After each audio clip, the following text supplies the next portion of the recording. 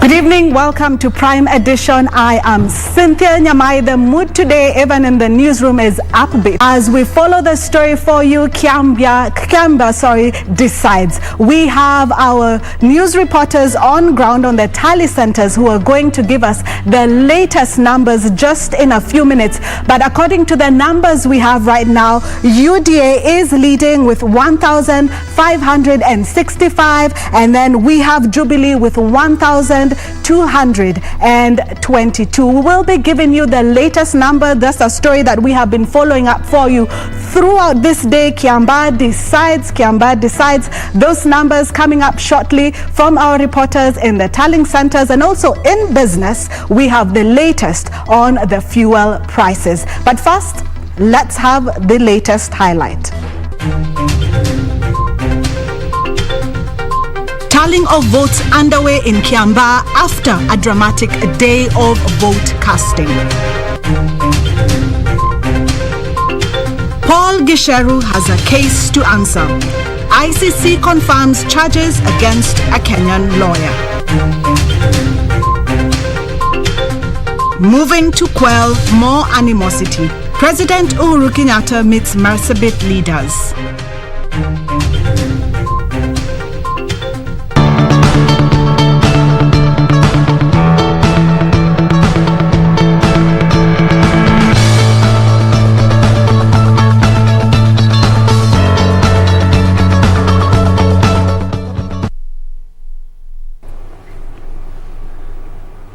Well, tallying of votes for Kiamba constituency by-election is underway at Karuri Secondary School. The voting exercise came to a close at 5 p.m. with low turnout projection at around 35%. The by-election had attracted 8 candidates with rivalry mainly between Jubilee and UDA parties. Joining us from the tally centers is John Curia. Over to you, John. John, please update us on the latest at the tally centers. Very much, Cynthia Nyamai from the broadcasting house, and indeed we're coming to you live from the Karuri Secondary School, the tallying center of the Kiamba constituency by-election. As it is, the UDA candidate, that is Juguna Wanjiko, is firmly on the lead, followed by Jubilee's Kariri Njama. And as it was rightly predicted, this was a two-horse race between the Jubilee party and the UDA party, and as it is right now, is that the UDA candidate is ahead, and you can see from the board that is right straight ahead of you. You will understand that Cynthia Nyamai, I'm doing this from outside here, and then I have another camera stationed inside there. The last I left, it was about 14 polling centers reporting 2,032. I understand now the numbers have already gone up for both candidates, that is Juguna Wanjiko as well as Kareri Njama, and you have about 154 polling centers in Kiamba constituency. Already nearly 20 are reporting their results, and we are here for the entire part of the night waiting for the results to be announced, and so that the IEBC declares the winner. Now I understand from what is going on that there are some celebrations ongoing. UDA has already claimed a win in Kiamba constituency, But we would like to caution our viewers that those results are provisional, or what they have is what they have from their tallying center. The actual results of this election will be announced by the Independent Electoral and Boundaries Commission, that is a body mandated with announcing the results. And of course, every party can take claim to a win, but the ultimate declare or the person who declares the winner is the Independent Electoral and Boundaries Commission. Anyway, as things look right about now, is that the UDA candidate is firmly on the lead. That is John Jogona Wanjiko or Kawajiko, and then you have the Jubilee candidate Kareri Nja.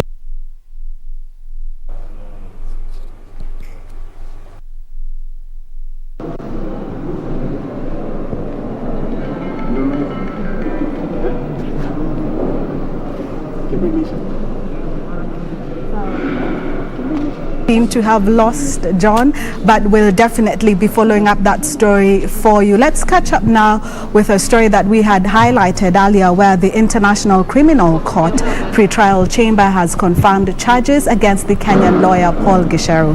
The court has committed Gisheru to trial after it found there was ground to believe that he committed as a perpetrator or under alternative modes of liability offenses against the administration of justice in the prosecution of the 2007 post-election crimes.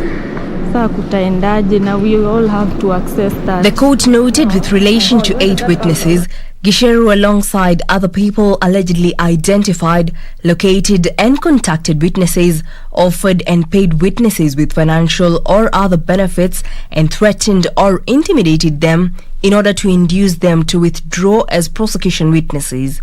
The court further heard that through intimidation, the witnesses were forced to refuse or cease cooperating with the prosecution and the court, and to recant the evidence which they had provided to the prosecution. The decision on the confirmation of the charges only serves to determine whether the prosecutor's case should proceed to trial. However, it does not establish Gisheru's guilt. Gisheru surrendered to the Hague authorities in November last year alongside 2 others. Deputy President William Ruto was facing charges at the ICC alongside President Uhuru Kenyatta, former head of civil service Francis Mudhaura, former police commissioner Mohammed Ali, former cabinet minister Henry Kosgei, and radio journalist Joshua Arap Sang. The famous Ocampo 6 were accused of murder, deportation or forceful transfer of population, persecution, rape and other inhumane acts during the 2007 post-election violence that left more than 1,100 people dead after the December 2000 elections. Reporting for Business Insights, I'm Jackie Wambiru. Former Kenya National Commission on Human Rights chairperson Kagwira Mbogeri has defended the response of the commission to the 2013 post-election chaos. Speaking when she appeared before the IEBC selection panel, Mbogeri said her stand against the treatment of demonstrators and the conduct of the 2013 presidential election was guided to the hint by the Kenyan Constitution. Mbogeri and 2 other candidates, Justice Abonyo Nyanghaya and Justice Maithia, who were interviewed on day 7, were tasked to outline how they plan to mobilize resources for IEBC.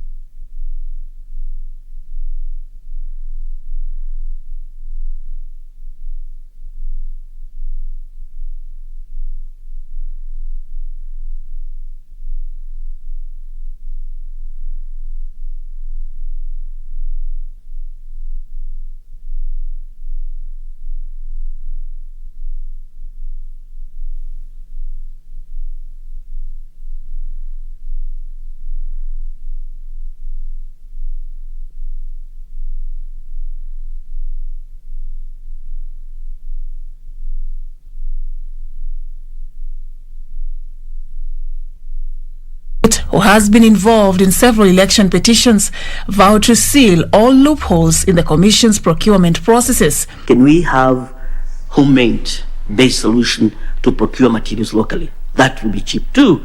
Can we ensure, because another cost of procurement is a dispute that come.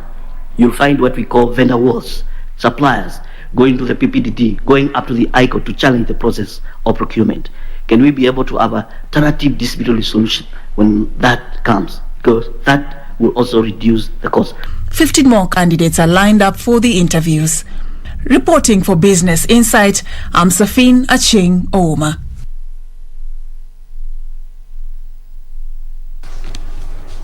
Police Constable Willie Okati has narrated a statement he recorded of a journalist on the night before Sharon Otieno was found murdered. According to Okiti, the journalist, who is now a protected witness, recounted the events of the fateful day before he jumped out of a moving vehicle and fleeing for his dear life. The sixth witness in the Sharon Otieno murder case, Police Constable Willie Okoti, who is currently based at the Mawego Police Station, reconstructed the events of the 3rd of September 2018, a day before Sharon was found murdered. According to the police constable, a journalist who is now a protected witness arrived at Kadal Police Post at 9 p.m. with injured knees and palms. Where did you see the blood exactly on the knees? Your Honor, I don't remember the color of the clothes, but they were torn and there was blood. What was torn? The long trouser. The long trouser was torn. The journalist then narrated how, together with the late Sharon Otieno, they met Migori Governor Okoth Obado's personal assistant, who told them to get into a car and drive to a different hotel. On the way, they were joined by 2 more people. The journalist, according to the report, claimed he jumped out of the moving car after being threatened with death for investigating allegations that the Migori governor had impregnated the deceased.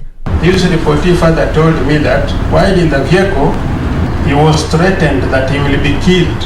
The reason being that he was investigating allegations that the Migori governor had impregnated Sharon Otieno. The defense lawyers, however, questioned why the injuries were not booked in the occurrence book. You captured your statement, sustained injuries in the palms and knees. 29 prosecution witnesses are yet to testify. The next hearing will be from 4th to 7th of October, with 2 protected witnesses to testify. For Prime Edition, I'm Serafina Robbie. Well, tallying of votes in Nyamai constituency are underway, and we have our reporter who is going to give us the latest updates. She is in Maguga. Nancy, good to see you. Please give us the latest updates. Well, a very good evening to you, Cynthia. Nyamai, back at the broadcasting house. Indeed, the race to succeed the late Eliud Ngugi continues right here at Maguga Ward. Today, we have witnessed the voting exercise ongoing right here, and the exercise was completed at around 5 p.m. And after that, what happened is the counting process. And of course, most of the tallying centers, most of the polling stations are still counting their votes, but so far we have received results from around 7 of the polling stations, and of course the returning officer right here is receiving the results from the presiding officers from the various polling stations and announcing them right here. And we have out of the around 7 polling stations that have already presented their results for the tallying, the UDA candidate, that is Peter Dhumbi, is on the lead right now with 969 votes, followed by Joseph Mungara of Jubilee, who garnered 847 of the votes that have been reported back so far. That's around 7 polling stations. And of course, we are going to look at what the numbers are like. Mumbi Moses Gishau of the Third Way Alliance has so far garnered 26 votes. And actually, just to correct, so far I see that the register has been updated, and we have results from 8 polling stations out of the 29 registered stations at this ward. And so far, Thumbi Peter Kamau of UDA has 1,218 votes. That's like 56% of the total votes that have been reported back to the returning officer. Mungara Joseph Githinji of Jubilee comes in second at 928 votes. That's 43%.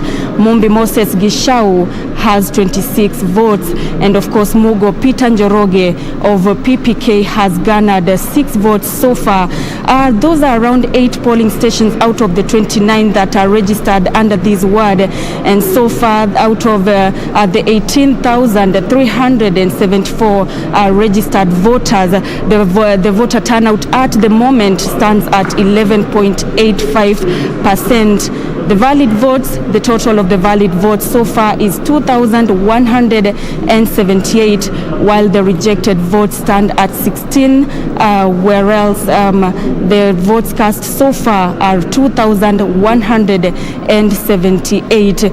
Those are just some of the numbers that we are looking at right here at this moment. We are still awaiting the results from the other polling stations. Remember that it is a ward that has 29 polling stations. Out of those, 8 have already reported, and of course we are going to continue looking at the numbers and updating our viewers as the bulletin continues. It is a tough battle, but as we can see so far, Jubilee and the UDA are actually on the lead. The UDA candidate on the lead, followed by the Jubilee candidate. That's based on the results that have so far been reported right here at the Muguga Wagatonye Tallying Center.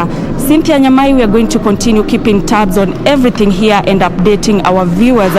But for now, I hand it back to you at the broadcasting house.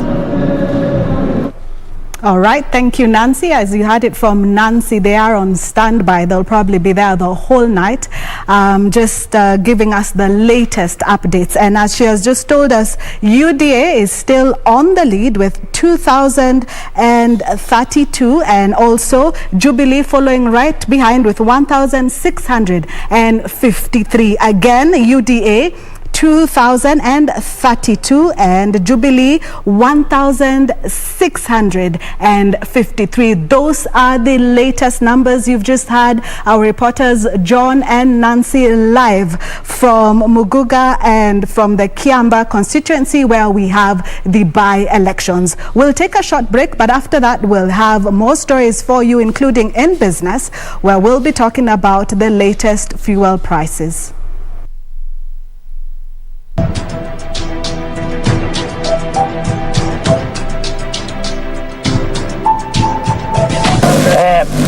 Mimi ni Kika Kimani, ni chairman wa KANU katika Nakuru district, na katika district hii ya Nakuru tumekwisha kujitayarisha kwa ukamilifu na kujiweka tayari kuelekea mjini Nairobi ili kuonyesha umoja wetu na uaminifu wetu kwa mtukufu Rais Mzee Jomo Kenyatta.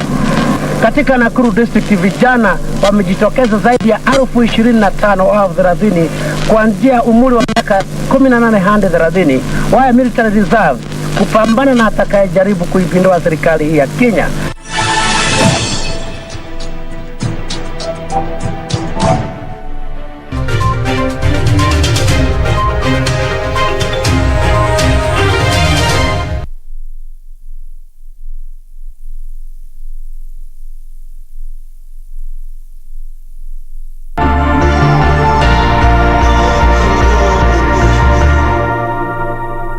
My name is Muhammad Ahmed Muhammad, the CEO of Kenya Deposit Insurance Corporation, popularly known as KDIC, with the mandate of being a risk minimizer, which entails, 1, to provide deposit insurance, that is in the unlikely event of a bank failure, that is the insured sum which is paid. 2, to provide incentives for sound risk management. And 3 is to promptly resolve problem banking, where we are supposed to resolve banks within the shortest time possible for the benefits of the depositors and creditors of our country. Be sure, check out for a KDIC sticker in your banking hall. KDIC, protecting your deposits.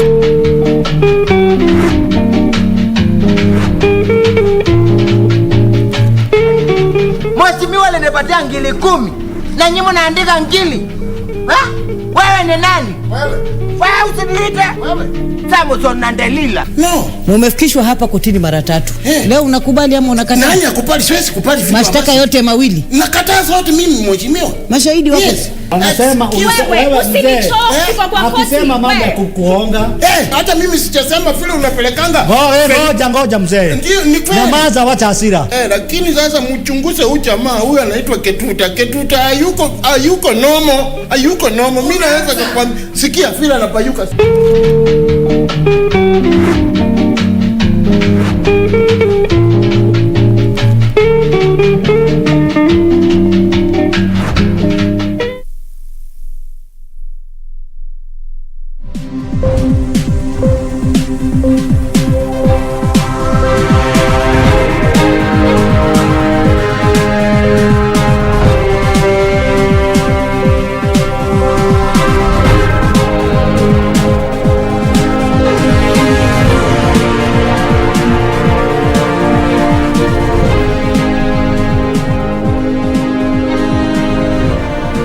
Welcome back to Prime, and let's catch up now with the business news.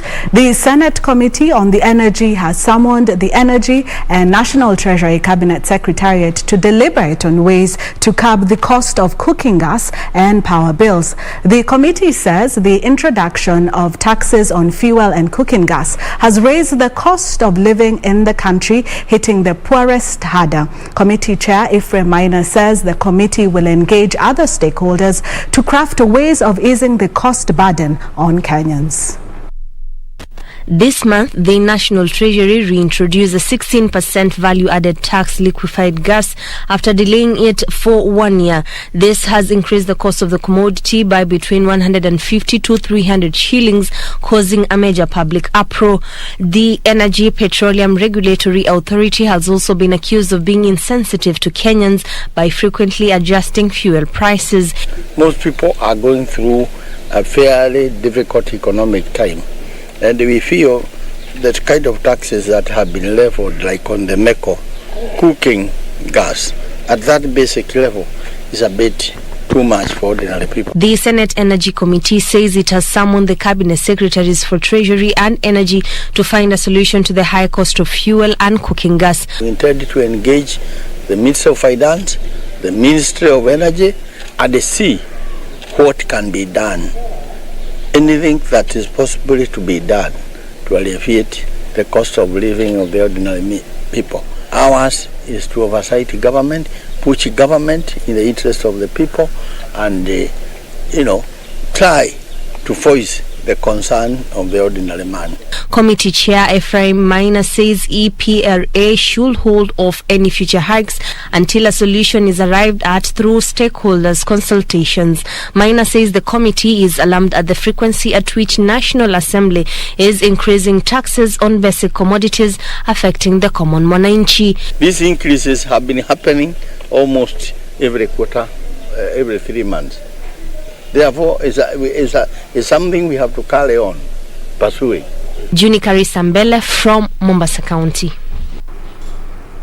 Now, Kenya has received slightly over 300,000 international arrivals in the first half of 2021, according to data from the Tourism Research Institute. Majority of visitors were from the neighboring countries, as the United Kingdom arrivals continue to dwindle after it added Kenya to its red list.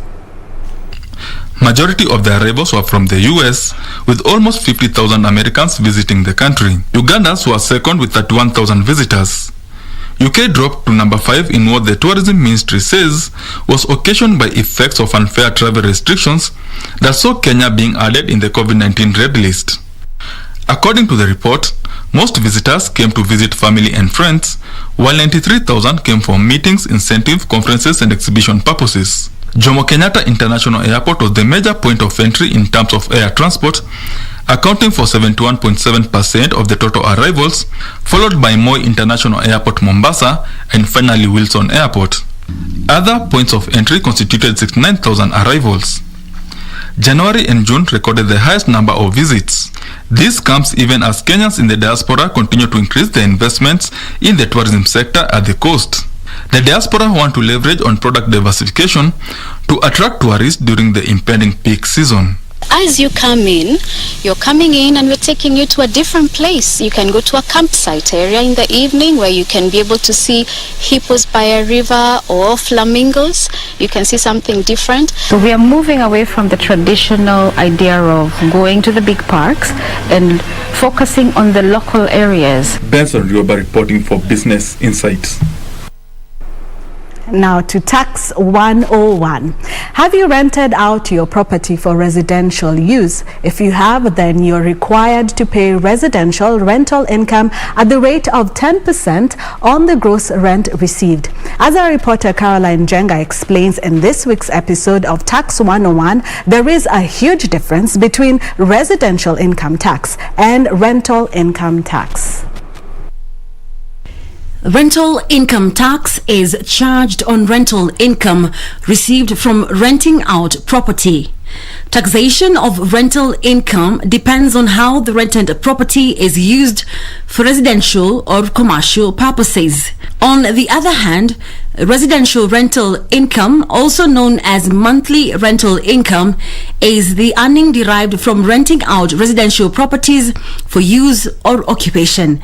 This tax applies to individuals and corporates with residential property. Residential rental income is final tax. This means that any income from rent that is subject to residential rental income tax is not liable to any other tax, and therefore persons are not required to declare the same in their annual income tax returns. The landlord is required to pay residential rental income tax at the rate of 10% on the gross rent. For example, if a landlord is earning a gross rent of about 30,000 shillings in a particular month, he is required by Kenya Revenue Authority to remit 3,000 shillings at the end of that month. In addition, no expenses, losses or capital allowances are allowed for deduction from the gross rent at the time of filing the return. Every resident landlord receiving rental income of between 288,000 shillings and 15 million shillings per annum are obligated to file and pay for monthly rental income tax, while those earning below or above this threshold file annual income tax returns and declare rental income together with their income from other sources. This came into effect after the Finance Act 2020 amended the minimum and maximum rental income threshold such that the upper threshold of monthly rental income increased from 10 million shillings to 15 million shillings per annum, while the lower threshold increased from 144,000 shillings to 288,000 shillings per annum. The monthly rental income return is filed on the iTax system on or before the 20th day of the following month. Your typical mobile... Verify the authenticity of medicine at the point of purchase thanks to a new mobile app developed by a Kenyan. The app, dubbed Tambua Solutions, uses a barcode scanner to verify if a drug is genuine or not, and in the process is helping safeguard safety and health. Tonight on Tech, Alan Aoko gives details on this app, which aims at ensuring that the pharmaceutical outlets sell legit products. Mobile phone device has surely come a long way from just being a device that bounces transmission signals from satellite dishes like the ones you've seen behind me. Now on Tech One, we look at the trade-off between the mobile phone technology and health, as we have that reminder of how much you can use mobile phone technology for solving our greatest health issues. The World Health Organization approximates that 10% of the global pharmaceutical market consists of counterfeit drugs, but this estimate may exceed 50% in some countries. In Kenya, a media report in 2017 quotes the Anti-Counterfeit Agency as saying that as much as 40% of all malaria drugs in the market could be counterfeit. This and other cases of people complaining about counterfeit or substandard medicines drove Tambua Solutions to innovate and enable consumers get expiry dates and manufacturing details of drugs they seek to purchase. Tambua is a simple mobile application that detects whether a product is genuine or fake by use of a barcode or a batch number. The startups, which gained about 40,000 consumers in its prototype and mentoring stage, currently uses the smartphone's camera capabilities to scan QR codes that are universally printed on products and then instantaneously offer feedback on the details of the medicine. We at Tambua need data to feed into our system, which will enable consumers access authenticated drugs by using our platform. The startup is working with several government agencies involved in fighting such vices, such as Drug Regulatory Authority, that is the Pharmacy and Poisons Board, to help with verification and classification. Currently, the Kisumu-based startup mainly targets merchants in Kisumu and Nairobi, but plans to expand services across the country. They say technology is the best form of problem solving except for all the others. And at least in the Kenyan space, we've seen techpreneurs coming in to solve society's largest challenges. Alan Aoko, Tech One.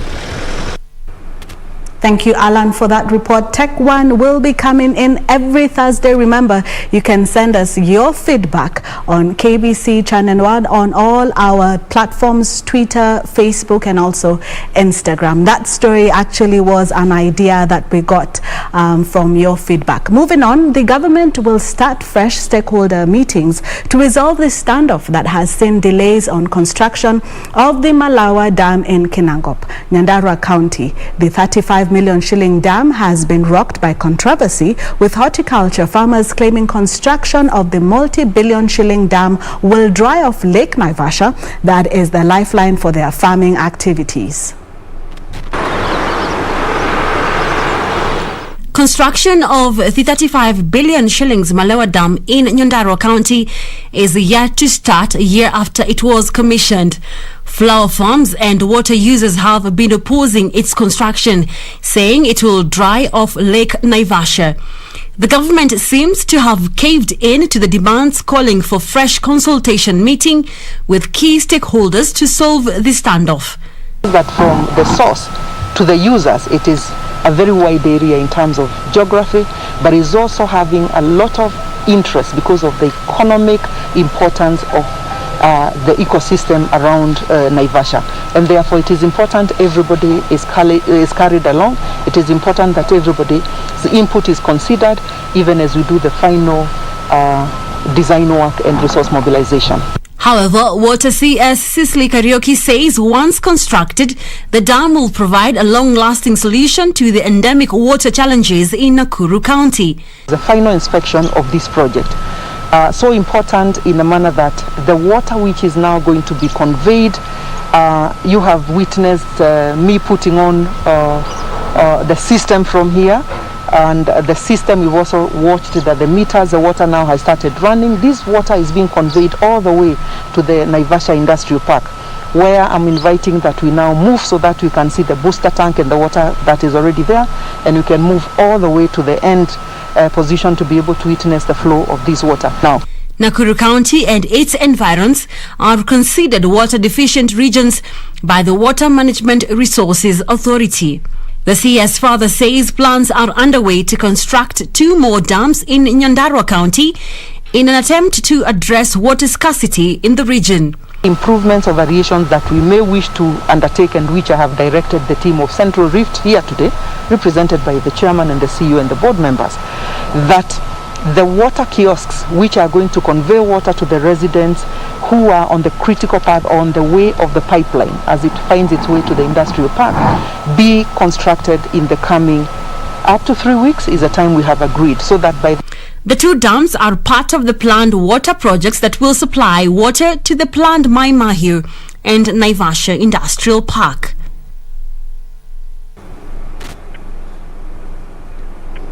Well, we'll take a short break, but just before that, I just want to read a few messages from you, your feedback. Paul Victor Otieno says that he is tuned in. And we also have Nancy Mugo saying that she is watching all the way from Homa Bay. Or you guys remember that you can send us your feedback on all our platforms. That is KBC Channel 1. We will definitely read some of your feedback and also catch up on the stories that you will recommend for us. We are coming back shortly after the break.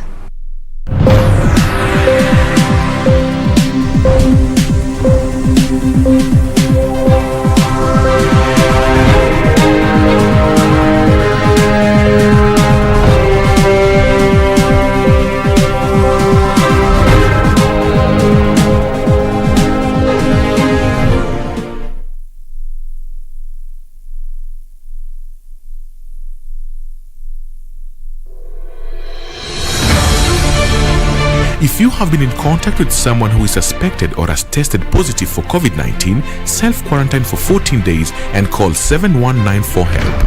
Self-quarantine restricts movement and the spread of the disease and protects your family, friends and community from being infected. During self-quarantine, you are advised to stay in a separate room, disinfect surfaces and clothing with appropriate disinfectant, avoid sharing household items, including utensils, towels and beddings, do not receive visitors, wear an appropriate face mask if you must be around other people. COVID-19 is preventable. Protect yourself, family and the community. This message has been brought to you by the Government of Kenya and its partners.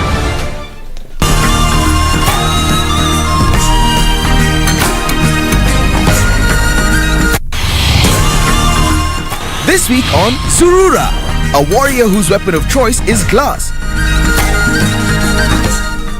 Hi! A colorful artist teaching others to love who they are through art. And finally, we drift over to join a young group of adventurers taking hiking to new heights. Wow, why you at home? That's all coming right up on Surura. Find your adventure, only on KBC.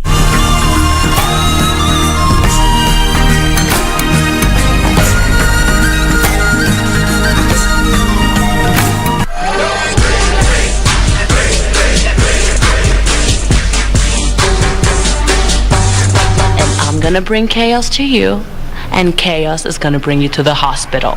Mayor of Miami himself, the Caramel Camacho.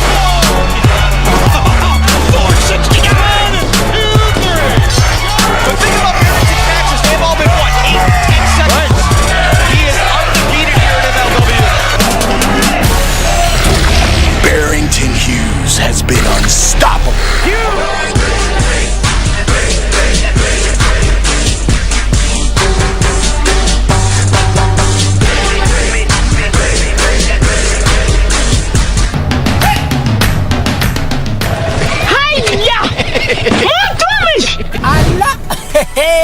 Nissan Serena ndio hii, na unaweza kuwa wewe ndio tunapikia simu. Kodi ya Nissan Serena ni NS, alafu kisha kwenye amount ni 50 bob. Hii Nissan Serena tunakupatia na shilingi 50. Kujiunga na QuickBid ni rahisi. Enda kwenye M-Pesa, bonyeza paybill kisha weka business number 4032353. Kwenye account weka kodi ya bidhaa unayotaka na bidi yako ya chini zaidi. Kwa mfano TV 16. Kisha weka shilingi 20 tu kama idadi yako. Weka bidi yako pia kwenye www.quickbid.co.ke. Kumbuka, bidi ya chini zaidi ya kipekee ndio hununua. QuickBid, bidhaa bora kwa bei ya chini.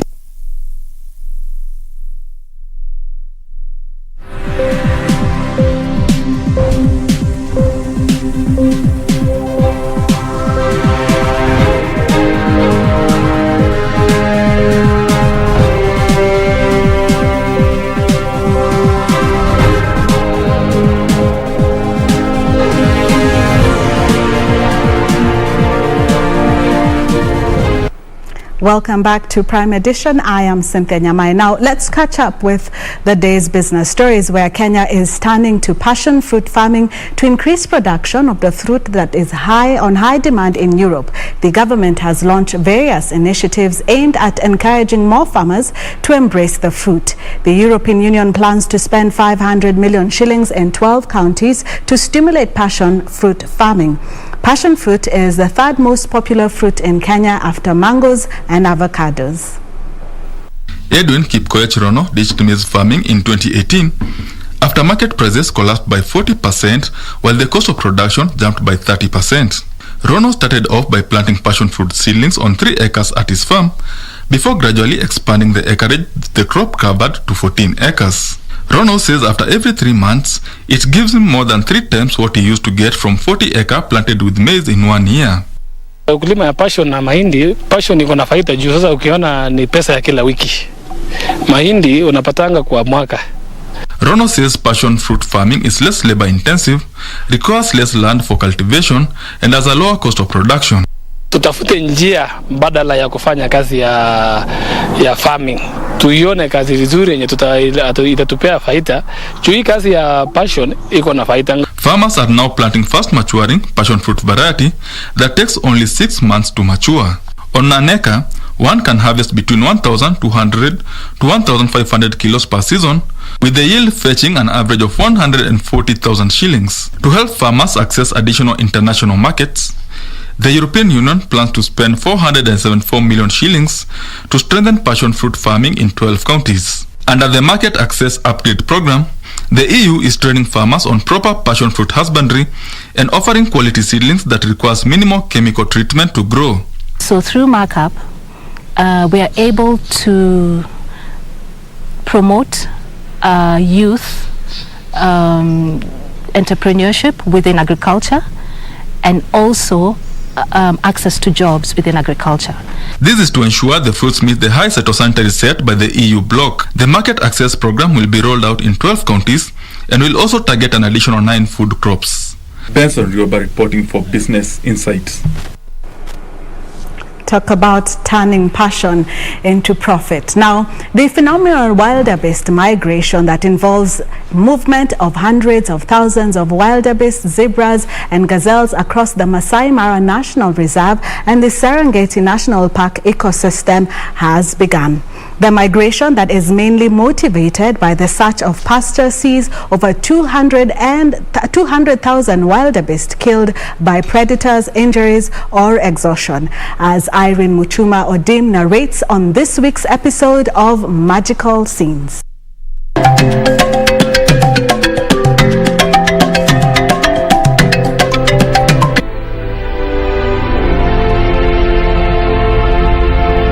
Wildebeests, zebras and gazelles move from location to location in search of fresh, lush grass.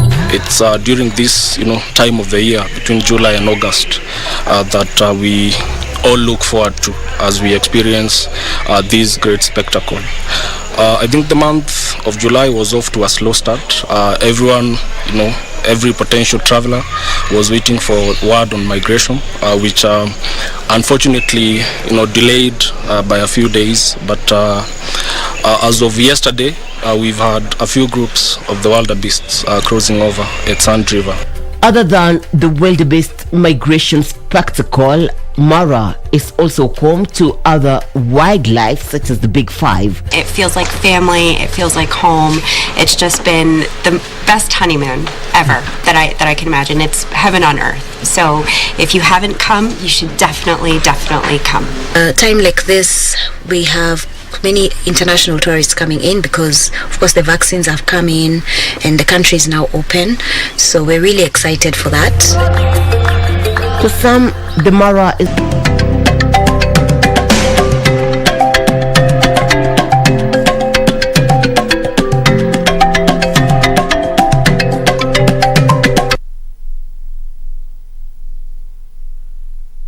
Truly magical. Thank you, Irene, for that report. Now, moving on, cassava has been labeled as a poor man's crop in many communities, which has seen it shunned by some consumers.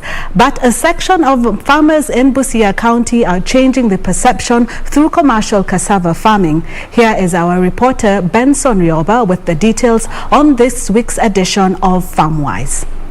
Farmers in Busia County are ditching maize farming in favor of cassava. Wakati tulianza kupata soko ya mihogo, mimi kama mkulima nilinufaika sana.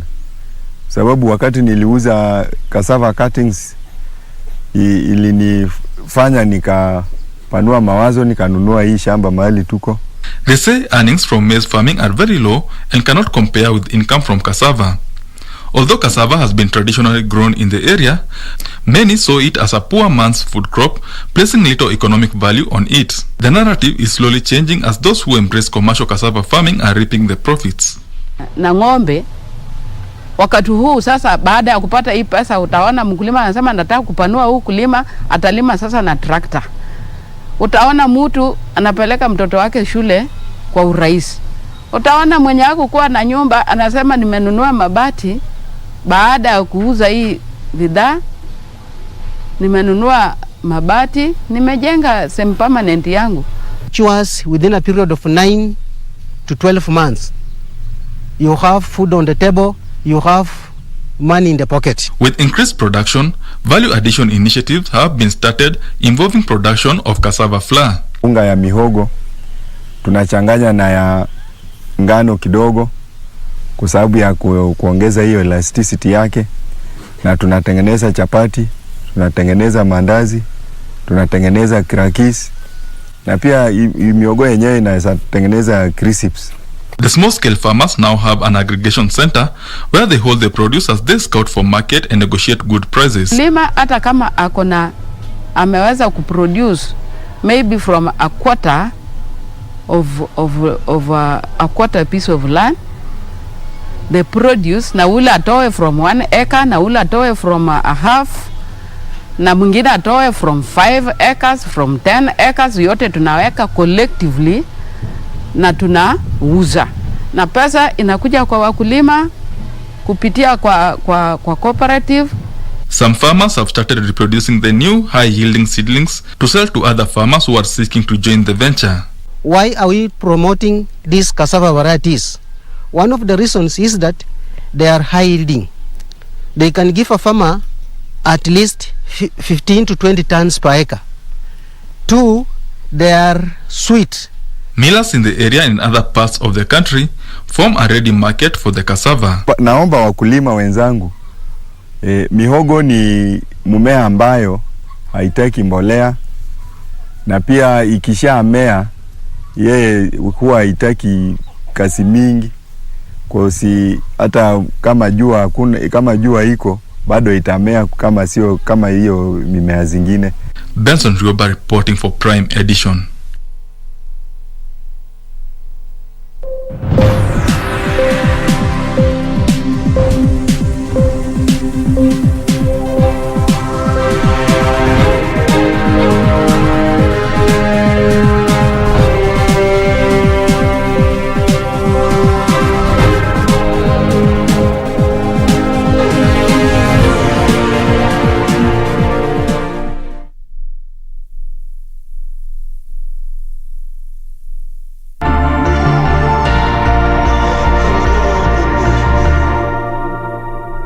My name is Muhammad Ahmed Muhammad, the CEO of Kenya Deposit Insurance Corporation, popularly known as KDIC, with the mandate of being a risk minimizer, which entails 1, to provide deposit insurance, that is in the unlikely event of a bank failure, that is the insured sum which is paid. 2, to provide incentives for sound risk management. And 3 is to promptly resolve problem banking, where we are supposed to resolve banks within the shortest time possible for the benefits of the depositors and creditors of our country. Be sure, check out for a KDIC sticker in your banking hall. KDIC, protecting your deposits. Get the VIP access to the best shows on KBC Channel 1. We have something different, something special to spice you up. Get ready for new, exciting and captivating dramas. Movies. I love the smell. Comedy. I went to the Popos. Huh? Drama. Did he assault the Queen in my house, in my presence? News, sports and so much more. Do the things that make you happy on KBC Channel 1.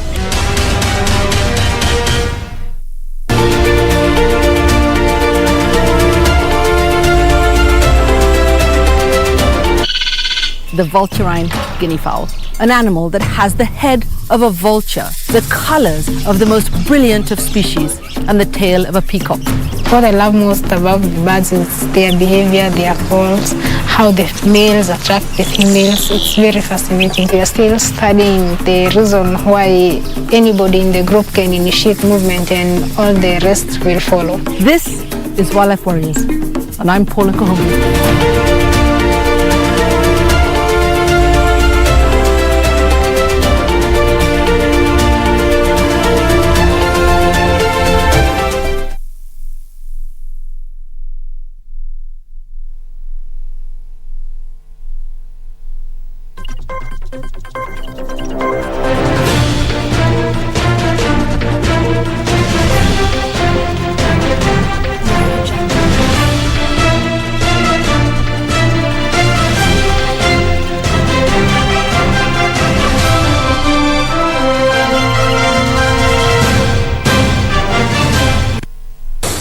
Well, good evening. I'm Richard Munga with the day's sports. Now, Sports Cabinet Secretary Ambassador Amina Mohammed has stated that Kenya is well prepared for the World Under-20 World Athletics that are set to start in August. Speaking at Kenyatta University during an inspection of the training ground, Amina also indicated that no fans or outsiders will be allowed into the competitions. Under-20 athletics competitions draws nearer. The country, in conjunction with the Ministry of Sports, is doing all they can to ensure that they are prepared enough for the major event. Speaking at Kenyatta University during an inspection of the training ground, Sports Cabinet Secretary Ambassador Amina Mohammed has assured that all measures have been put in place to ensure that the competitions will go on smoothly. It was started immediately after the Under-18 in 2017. And we have been, managing to make sure that the tartan is here before now, so that we would have it completed by the time the teams for the Under-20 arrive. Amina also indicated that the athletes will report to their respective camps today to start their training. She also indicated that no fans or outsiders will be allowed to the ground, and all the athletes will be undergoing a mandatory COVID-19 test. Because most of the championships that are being held now, as you know, are spectator free. You know about the Olympics, of course. But many others as well that are happening around the world have been spectator free, except for countries which have vaccinated over 50% of their population, right? The event is set to take place between 17th to 22nd of August this year, and so far 158 countries have confirmed their availabilities. Daniel Mwendwa, Sports. Meanwhile, Football Kenya Federation Vice President Doris Petra and Nairobi NEC Women Representative Margaret Omondi today presided over the opening ceremony of the FKF Women Administrators course in Kasarani. The administration course is aimed at equipping FKF county women representatives with the necessary skills to actualize the recently launched FKF Women Football Strategy. I'm telling you, my friend, if you sit there, nobody will give you. And especially in football, hakuna mtu atakupatia position. You must be out there and fight for your space. You might be out there and show the majority who are men that you are equal to the task, that you love what you are doing, that you love the game, that you can sacrifice your time for football without expecting any payment. We will not have feeders. So we must have leagues. We must develop young talent. When you identify a talent, there's a way of communicating. This course is going to give us more, I can say, it's going to give us, we are going to gain more experience on how to handle the grassroots tournaments and leagues, and also to work with the young people in our communities, and also to work with the leaders in our communities.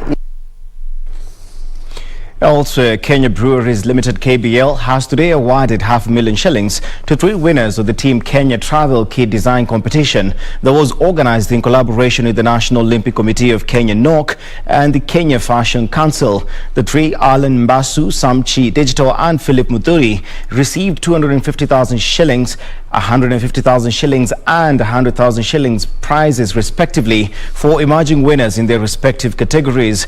Alan of Kenya Kingley Agencies was crowned the overall Team Kenya Travel Kit Design Competition winner for his design concept for the travel clothing category, while Samchi Digital were overall winners in the accessories category. Philip took home the top prize for the travel footwear category. The 1 month-long competition, with over 100 top and upcoming Kenyan designers participate, was aimed to generate a collaborative Kenyan national attire. We are proud that it's Kenyans who came and designed it. We are proud that they were able to get the spirit of Olympics, get the representation of Team Kenya, and every athlete is wearing, feeling very proud. And I think for the designers, nothing can be greater than doing something which shows the person is wearing is proud to wear it.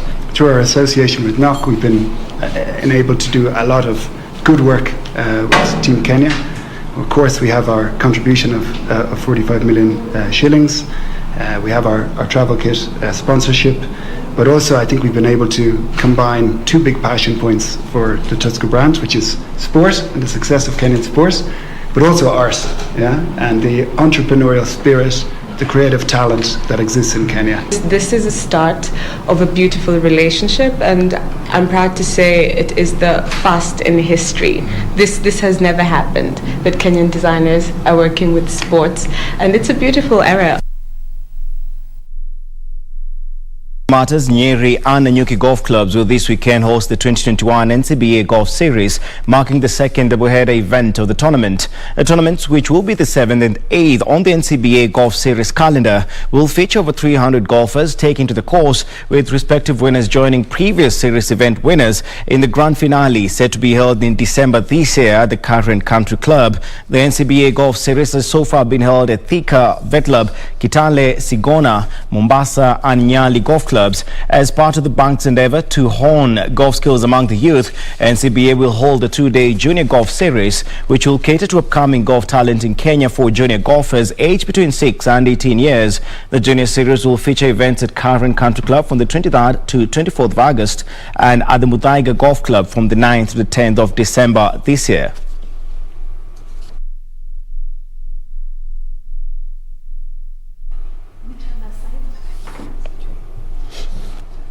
Well, globally, Kalle Rovanperä laid down Rally Estonia marker by scorching to fastest time at a sun-kissed shakedown on Thursday morning, in which the top three were blanketed by 6/10.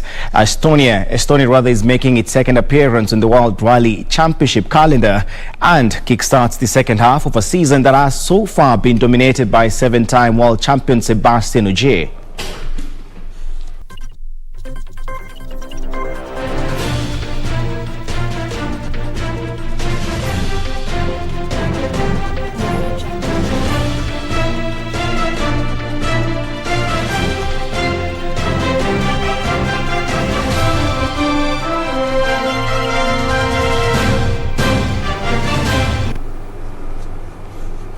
Well, that's it for KBC Sports Tonight. I'm Richard Munga. Always remember to catch all the stories that we had for you tonight, as well as other sports updates on our YouTube page, that is KBC Sports. Oh, thank you for your company. Do enjoy the rest of your viewing. Oh, don't go too far. Cynthia Nyamai is on the other side of the studio with some updates from the biggest story that we had today in the country. Cynthia.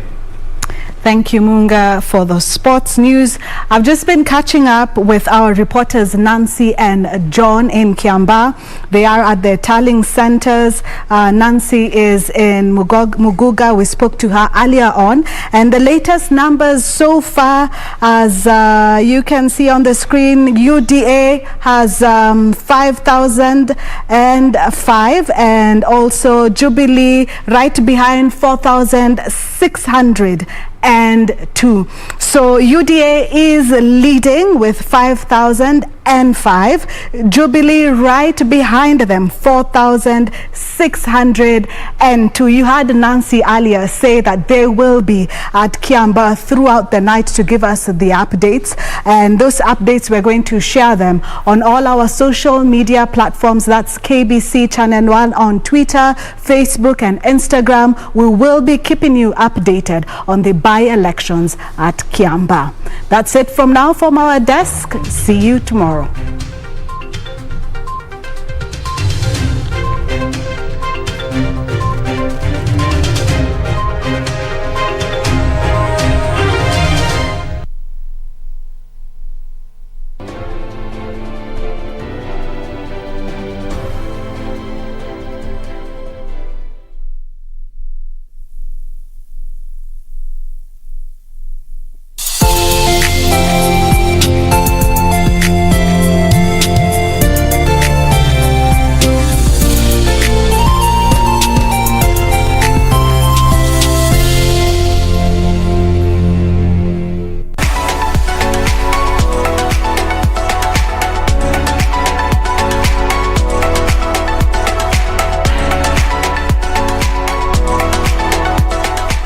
Asante sana mpenzi mtazamaji.